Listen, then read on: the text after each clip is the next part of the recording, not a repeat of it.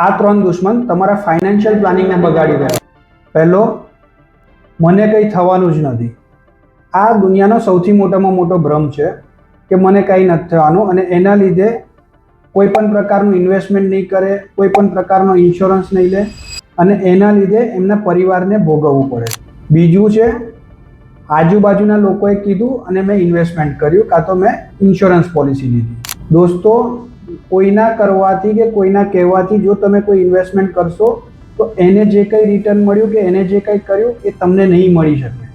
અને ત્રીજું, કાલે કરીશ કહેનારા ક્યારેય એમની કાલ થતી જ નથી, અને હંમેશા માટે એમના પરિવારને એ તકલીફો ભોગવવી જ પડે છે. ફાઇનાન્શિયલ પ્લાનિંગનો રૂલ બહુ જ સરળ છે. જ્યારે તમને સમજ પડે એ દિવસથી જ તમે તમારું પોતાનું ફાઇનાન્શિયલ પ્લાનિંગ પોતાની રીતે ચાલુ કરો.